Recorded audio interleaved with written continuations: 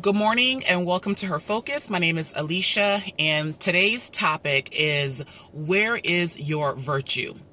And this topic was something I wanted to talk about and kind of expound on yesterday's video about polygyny. I mentioned that a lot of you have already been a part of polygyny and you didn't even know it. And a lot of you, if you didn't understand the term polygyny, you were very much aware of the fact that the guy that you were dealing with had someone else, and you were pretty much okay with it as long as he stayed dealing with you. And pretty much the relationships that carry on like that are nothing more than about sex. And a lot of times it's about what the woman can get out of the man. Like, he's paying for things that he should not be paying for because there's no commitment there. So I'm going to expound a bit more on that subject. And a subset of that video is today's video about a woman's virtue.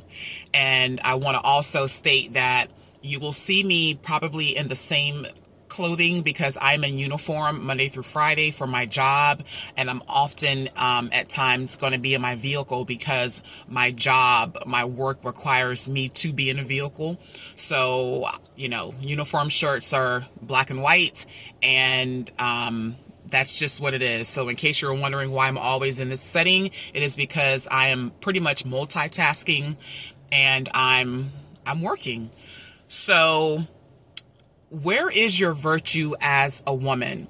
I'm going to always refer back to social media and most of my videos because social media is the source of where a lot of women, especially young women, are getting their information about the latest trends, the latest fashion, the latest TikTok dance, what have you. It is the main influence pretty much for most of society's young Israelite women. And these influences should not be taken at face value to be the standard or norm for how you should carry yourself as a woman, because it is a false sense of reality. People on social media, a lot of them are not there to give informational or educational or real self-help information to the public. A lot of them are making a career out of it. A lot of them are making money. And so a lot of times they're going to put out whatever post is going to gain the most attraction, the most, subscribers, followers, the most likes, and whatever's going to trigger that algorithm, they're going to do it in order to increase their chances of making an income. So you have to pretty much, you need to make sure that you're being careful and having a level of discernment when you are on social media. And there are a lot of videos on social media that showcase women teaching other women how to pack something called a hoe bag, a whore bag. And it is an overnight bag to go to her lover's house or boyfriend, whatever you want to call it, partner, a friend with benefits. There are many terms for what women are calling the men that they deal with. And these videos showcase, all of the hygiene products. They showcase all of the, undergarments, the lace, panties, and bra sets. They showcase just, their outfits of what they're going to wear while they're at this gentleman's house. And they're pretty much teaching women that it's okay to pack a bag every weekend and call it a whore bag and go and perform whorish acts with men. There are a lot of times there's no commitment on the table for these kind of engagements. These women are not intentionally courting the man. They are just there for the sex. And again, if he is providing some type of monetary provision for them, money, gifts, whatever the case may be. And this sends a message to other women that it's okay to do this, that as long as, you're working as a so-called independent woman, you have your own place, it's okay to every now and again or every weekend go to the guy's house, spend the weekend there and have sex and, eat food, watch movies, and then go back home as if that never happened and continue on with your so-called independent life. This is not okay. Because in scripture, it tells you all throughout the Bible that once you lay down with a woman, or, I'm speaking from a man's perspective, but when a woman sleeps with a man, she is now his property. She belongs to him. You guys are married. And when you're having multiple partners like this, number one, a woman's not ever supposed to have loads and loads of partners. She really is only supposed to have one. Only supposed to have one. The only other case where I can see that a woman has more than one partner in her life is if she was married for a time period and her husband passed away. He died. And she decided to remarry again.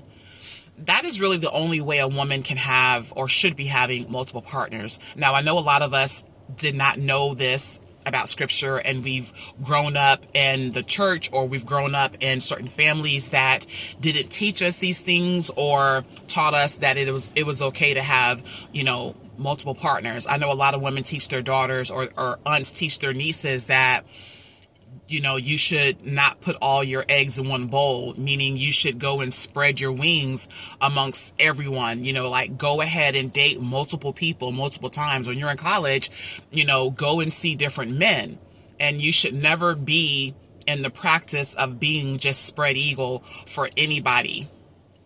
That's just not how it's supposed to be. It doesn't matter how you want to spend it. It doesn't matter what you tell yourself.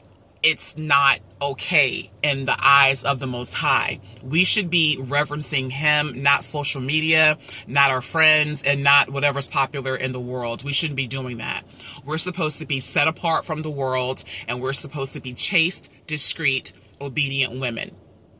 So these videos promote things that even have a form of witchcraft in them, because these females will say that while they're at the house of these men that they're seeing on these whore dates, they say that, you shouldn't be all up under him. You should make yourself look busy, go read a book, go get on your tablet, go cook a meal.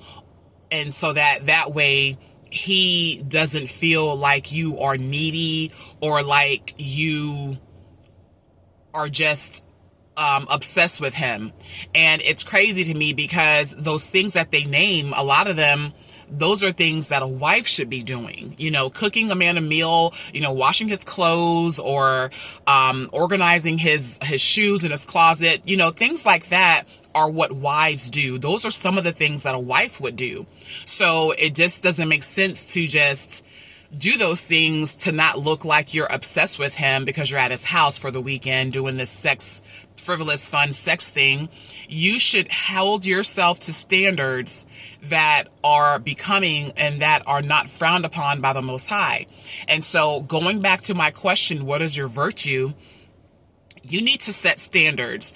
Every woman should have standards and preference. We have preferences because we know that the person that we think of in our mind doesn't exist and will not really ever exist, because we don't create beings. The Most High has created everything on this earth. So we may think of a man of how we want him to look and how he should act and what he should have and all these things and whatever, but that the chances of actually finding that person is slim to none, because that person is something that you are forming in your brain. That person doesn't exist. So that's why I say you need to have standards and preferences. A standard is he doesn't use drugs. A preference would be his height. You may find a man that's not your ideal height, but he has all of the standards over here met for you. So standards are things that are non-negotiable, where preferences are. And your standards should be to, while you are courting, or what you people call dating, one of your standards should be is chaste. You should keep your legs closed while you are in courtship with a man. Okay, ladies, you need to not be having sex when you are courting a man. You need to be developing a relationship with him. He is learning you, you are learning him. I talk about relationships in the form of a job, a job search. You have been selected for a position, and the courtship is the interview process. And then there should be a time where you are on a probationary period. Okay, a man is giving you a little bit more of his time, but you haven't received your first paycheck yet. I know in the actual real world, you do get paid while you're on probation, but your job is not yet solidified when you're on a probationary period of starting a new job. So with the interview process for relationship, which is the courtship, this is when you are stating all of your accolades, all of your talents and skills, your character, everything of why you should be chosen for the position. But in a real interview setting, the applicant or the potential employee is also given a chance to ask questions. The interviewer always asks you, is there anything that you'd like to ask me? And most people, if you're smart enough, you will ask questions. You need to, seek out information about what you're getting yourself into for this job position. And you as a woman should do the same. You do it very politely. You do it very humbly, but you are able and allowed to ask questions when you are dealing with a man. This way, there are no surprises if a marriage should take place. And then once you have completed the courtship, you get into the probationary period. This is when maybe you're spending more time with each other. You are more comfortable around each other. But again, sex has not occurred. There's no, intimate things happening at this point yet, or at least it shouldn't be. To be honest with you, I like to say inside of 2 years, nothing of that nature should be happening. And while you are courting a man and while you are getting to know him, you should not be expecting for this man to pay your bills, pay for the dates that you guys go on, your food and drinks, giving you gas money to meet him somewhere. That is your responsibility. And I believe, likewise, it is his responsibility to do the same for himself.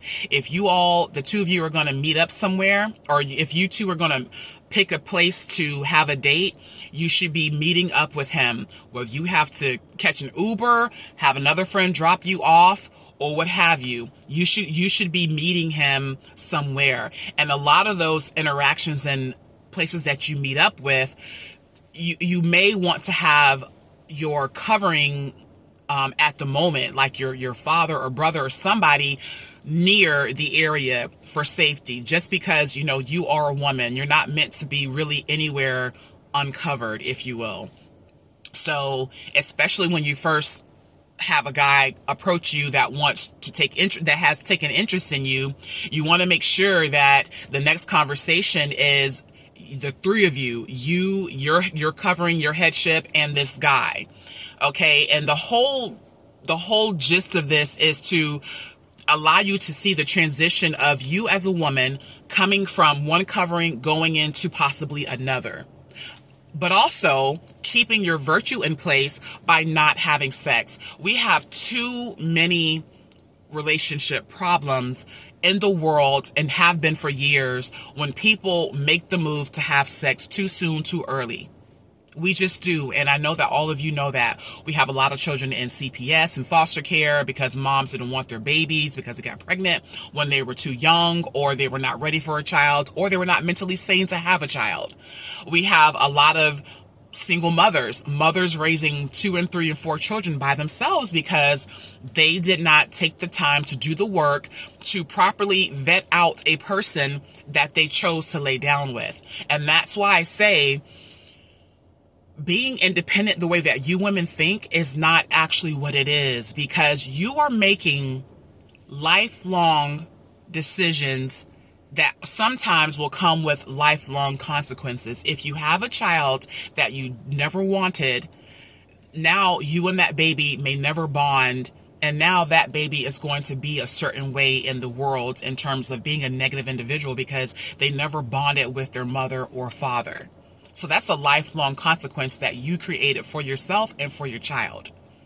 And then the other part of this issue with women having sex too soon is a lot of women are killed in the U.S. alone almost every day. It says the statistics now is that I believe at least three women are killed daily by their spouse or a person of interest or a person that they were dating.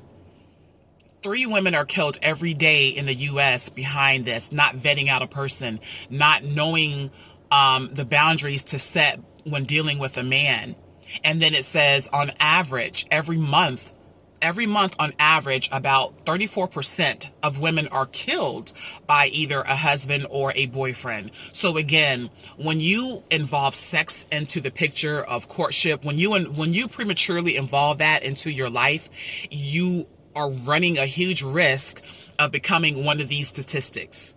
So I just wanted to come on here and give a little short tidbit. I'm running out of time for this video, but I will keep in touch with you all with more videos and more content. If you like these videos, please subscribe to the channel, like the video, or even thumbs down the video, and be sure to leave a comment.